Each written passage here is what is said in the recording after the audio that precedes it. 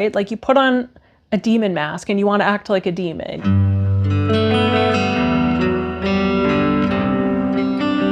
Hello everyone, welcome to Literarily Wendy.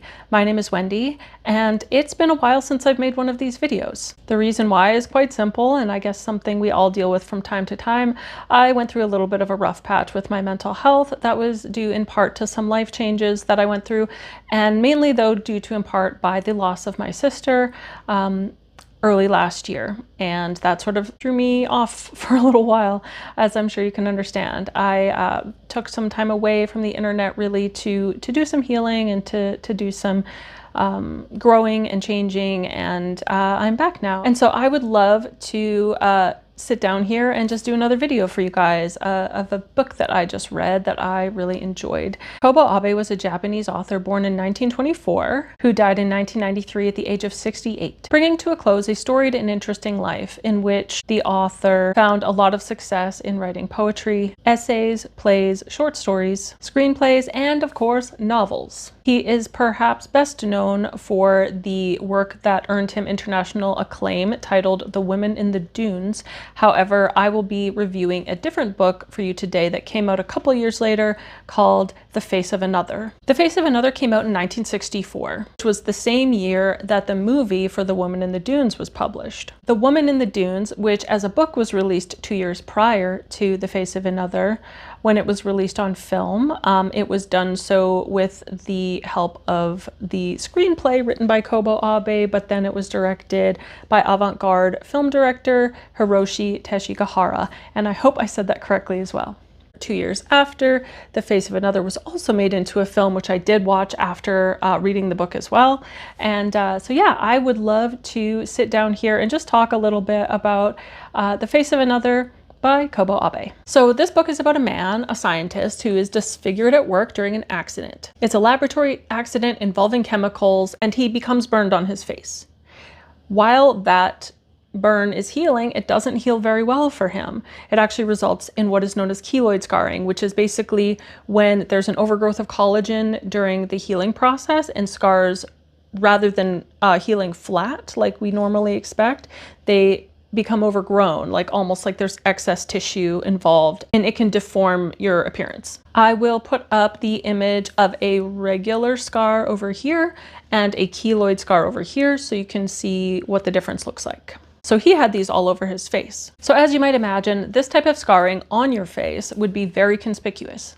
You can't really hide that from people. Throughout the book, we follow his struggles as he comes to terms with his changed appearance and the struggles he has presenting that to society. We witness a little bit about how society starts to treat him differently because of the way his face looks. You know, people will avoid eye contact, children will have an adverse reaction to him, they'll look away, nobody wants to sit by him.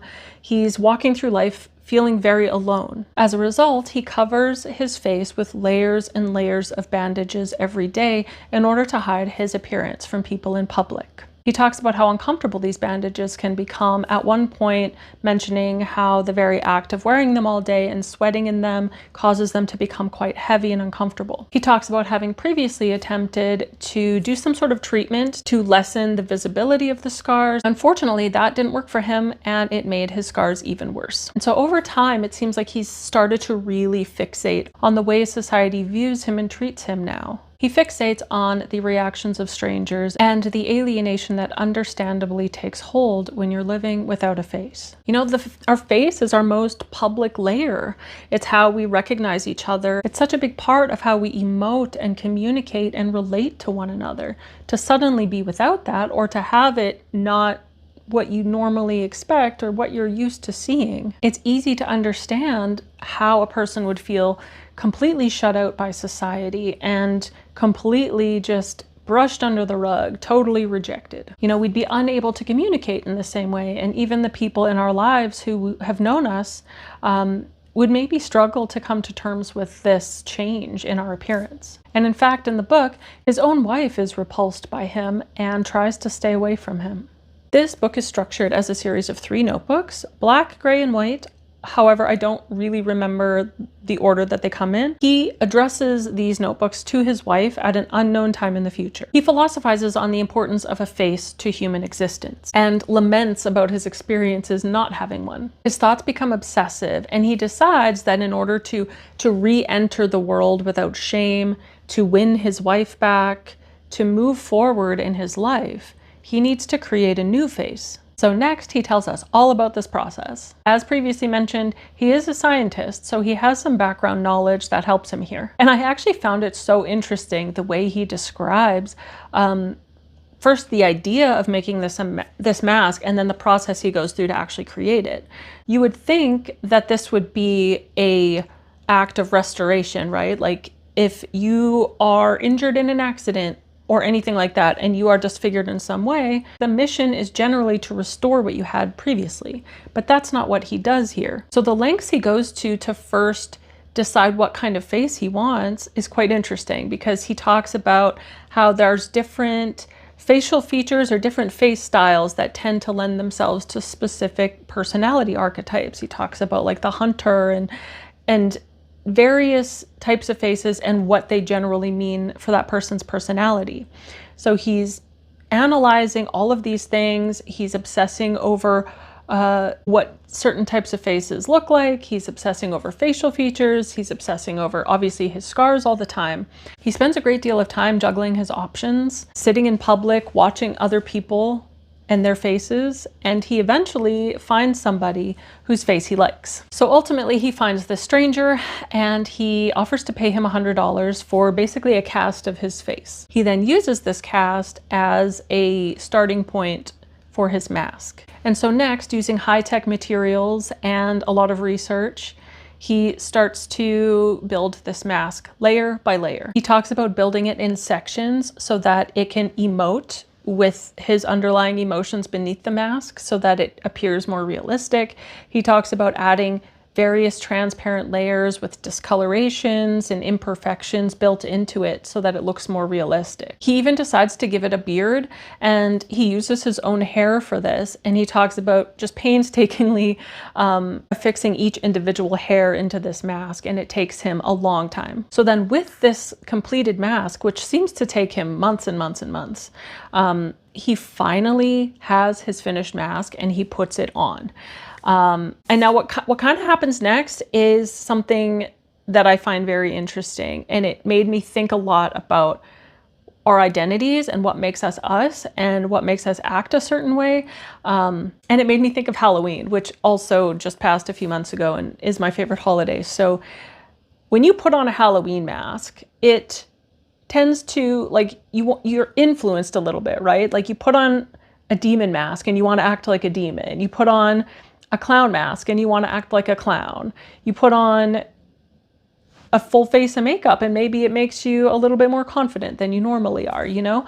And so when he builds this mask and he finally puts it on, he starts to realize that he's having these urges to do things that he wouldn't have done with his old face. But this new face, he sort of attaches a persona to it. And so instead of just putting the mask on and acting like himself, he feels the need to act like a whole different person. And so from that point, he's out, he's wearing the mask. We're in his head, of course, because we're still reading these notebooks and what he's saying about his experience in wearing this mask. And as he's walking around, he's having these strange urges, and these strange urges start to kind of direct themselves towards his wife. And he seems to decide that the main goal of this mask is potentially to trick her.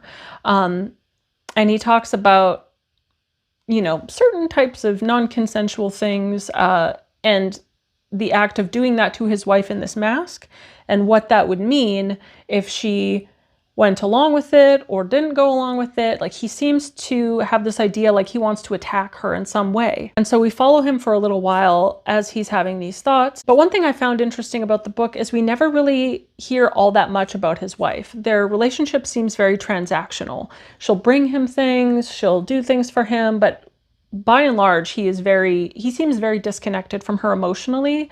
We never really hear what he loves about her, you know, why they got married. It seems to be very much self-centered. Like, he is very, very worried about his own appearance and how that is coming across.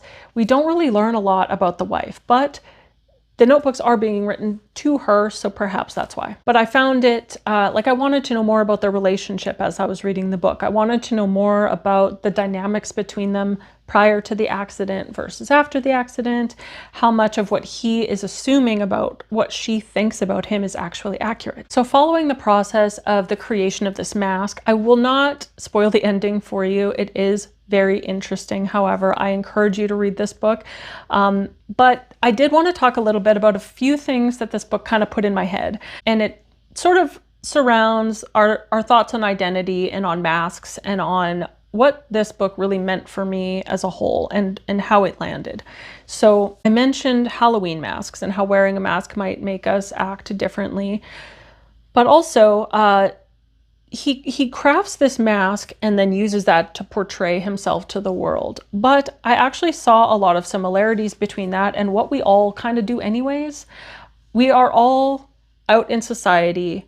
Very few of us actually are our complete authentic selves when we're just walking around. Our first impression on people tends to be one that we very painstakingly craft, very similar to how he was crafting his mask. When you go to a job interview, do you not put yourself together in a way that you don't normally? Do you not wear clothes you normally don't?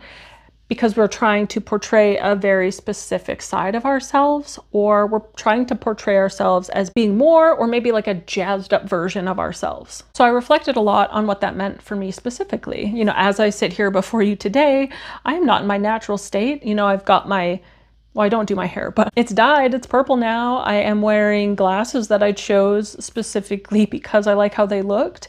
I'm wearing makeup that I normally don't because it's the internet and I wanted to look my best for the video. But even beyond that, just the things we express, how much of that is real, how much of that is a performance, how much of that is what we're doing because we feel we should, because of how we look maybe, or because of a category we've been placed into.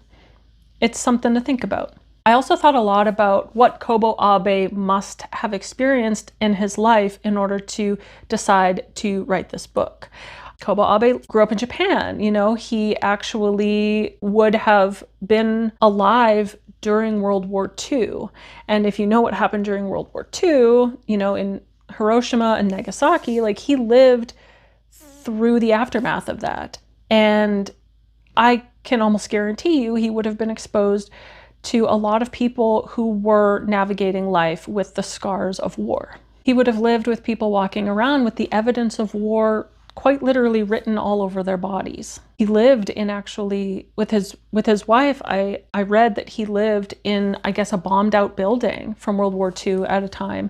And so he would have been exposed to the post-World War II, trauma healing that was occurring around that time and what that must have meant for people's identities to have been a person who had now survived the largest war. And look at the high value that we ascribe to our faces in society. You can't really consume any media without feeling the pressure to look a certain way, to have perfect skin, to have perfect teeth, to have a specific hair color, hairstyle, eye color, body type.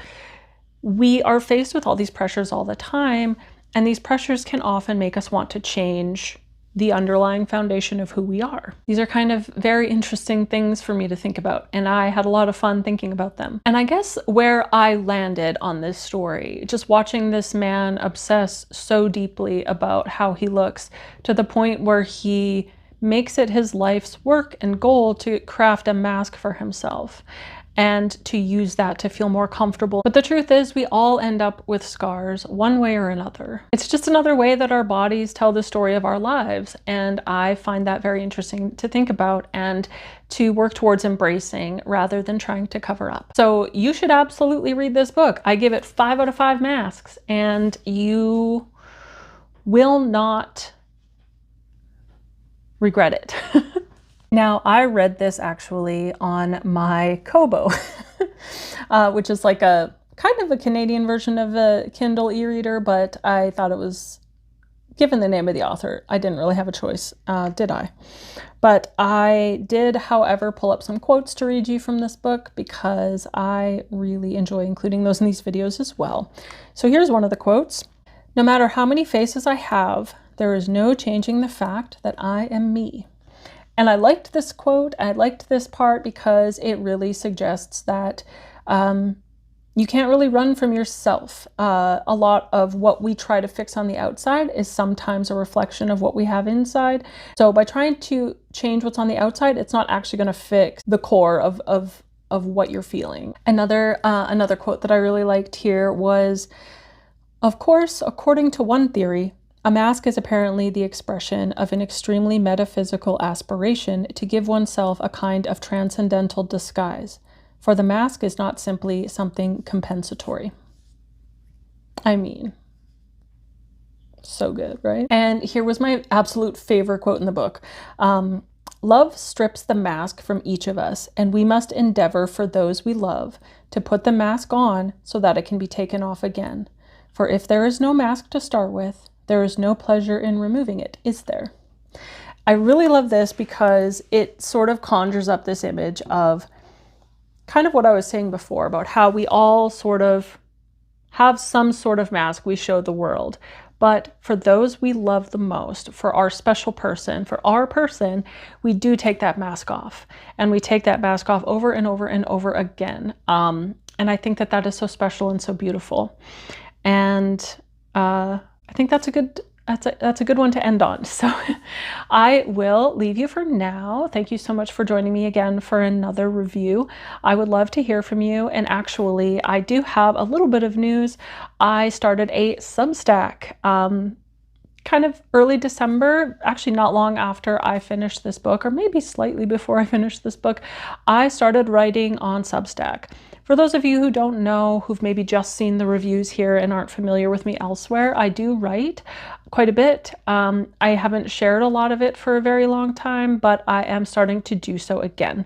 So I would love it. I would mean a lot to me if you would subscribe to my Substack. It is free, 100% free right now. I'm not asking for any donations whatsoever. And if you do love my writing, please feel free to share it. It helps me out a lot. All right, so please, if you enjoyed this review and would like to see more of them, please subscribe and you will be the first to find out next time I upload a video. I would also love it if you would join me over on my Instagram or my Substack and also on my website. So that is going to do it for me today. Thank you so much for watching this review. I hope that you read this book and I hope you enjoy it. If you have read this book, I would love to hear your opinions in the comments, see what you got out of it. Part of the joy of reading is comparing notes with other people. And so I always love that. And sometimes you just might learn something that you didn't previously see. So I would love it if you would provide any of your own opinions or commentary on this book down below.